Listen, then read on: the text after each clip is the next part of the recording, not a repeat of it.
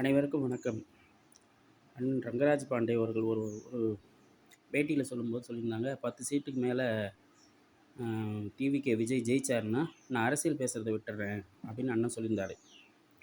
அது உண்மைதான். நானும் கேட்டேன். அது அவரு பேசுறாரு, பேசல எனக்கு அது தேவையில்ல. ஆனா நீங்கலாம் என்ன சொன்னீங்க? எல்லாருமா சேர்ந்து அண்ணனுக்கு எல்லாம் தெரியும். அண்ணன் 400 சீட்டு ஜெயிப்பாரு. அண்ணனுக்கு நெறைய விஷயம் தெரியும். அண்ணன் எல்லாம் பார்த்துப்பாரு. எல்லா பிரச்சனையும் பார்த்துருவாரு. எல்லா குறையும் தீர்த்துருவாருன்னு சொல்லியிருந்தீங்க. அவர சொன்ன மாரி எல்லா குறையும் தீர்த்துற மாரி, நீங்க தான் எல்லாருமா ஓட்டு கேட்டு எல்லாரையும் ஓட்டு போட வச்சீங்க. சின்ன சின்ன பசங்கலாம். அவங்க கேட்டதன் பேர்ல தான் எல்லாருமே ஓட்டு போட்டாங்க. அதே மாரி அந்த அண்ணன எந்த ஒரு தவறும் நடக்காம, எந்த ஒரு பிரச்சனையும் வராம, பெண்களுக்கு பாதுகாப்பு முதற்கண்டு போதைப் பொருள்லாம் புழக்கங்கள்லாம் தவிர்த்து, எந்த அளவுக்கு இந்த டாஸ்மாகோட கொடுமையெல்லாம் நிறுத்துறாருங்கிறதெல்லாம் பார்த்து, நீங்க எல்லாருமே அண்ணனுக்கு கொஞ்சம் உணர்த்தி, புரிய வச்சு, அண்ணன் நல்லபடியா ஆட்சி நடத்துற மாரி சரி செய்யணும்னு கேட்டுக்கிறேன் உங்ககிட்ட. 1. இன்னொன்னு எல்லாம் நீங்க சொல்ற மாரி அவர் வீராதி வீரன், சூராதி சூரனா இருக்கட்டும். அதெல்லாம் தப்பு சொல்லல. அவர் நல்லவராவே இருக்கட்டும். அத பத்தி இல்ல. ஆனா, இங்க நடக்கக்கூடிய எல்லா பிரச்சனையும் காரணம் திமுகன்னு சொல்லி, அத சொல்லி தான் என் அண்ணன் முதலமைச்சர் ஆயிருக்காரு. அதே திமுக செய்யக்கூடிய அதே தப்பெல்லாம் செய்யாம, நல்லபடியா நாட்ட ஆட்சி நடத்துறாருன்னா, அடுத்த ஓட்டு நாங்களும் சேர்ந்து அவருக்கு போடுவோம். நாங்கெல்லாமும் சேர்ந்து அண்ணனுக்கு ஓட்டு போடுவோம். ஆனா, எல்லாத்தையும் இந்த 5 வருஷத்துல நாங்க பார்க்க போறோம்.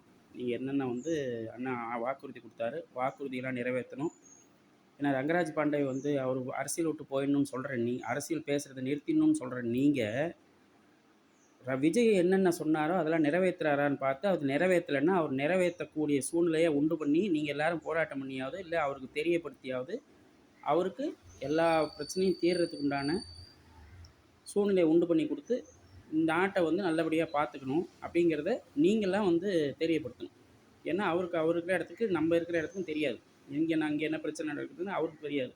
அத கொண்டு போய் சேர்க்கக்கூடியது யாரு? உங்க ஊர் எம்எல்ஏ, உங்க ஊர் ஆளுங்க, கவுன்சிலர் எல்லாம் கொண்டு சேர்க்க வேணும் இல்லையா? அவங்களுக்கு நீங்க சேர்த்தீங்கன்னா தான் அவருக்கு தெரியும். அதனால எல்லாருமா சேர்ந்து என்னென்ன தவறுகளும், குற்றங்களும், குறைகளும் என்னென்ன இருந்தாலும், அதெல்லாம் அங்க தெரியப்படுத்துங்க. நாட்ட நல்லபடியா வழிநடத்துனா நாங்களும் சேர்ந்து அண்ணனுக்கு திருப்பியும் ஓட்டு போடுறோம்.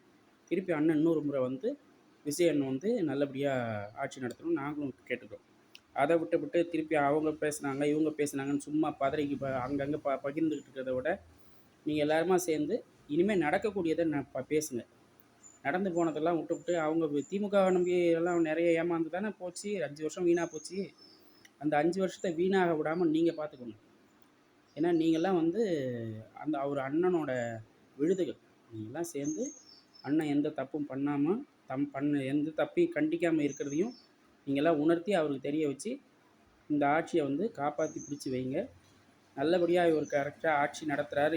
இவரோட ஆட்சியில எந்த ஒரு குறையும் இல்லன்னு நினைக்கும்போது, எல்லா ஜனங்களும் திருப்பி 10வது 5 வருஷம் கழிச்சு, திருப்பி இன்னொரு 5 வருஷத்த தாராளமா குடுப்பாங்க.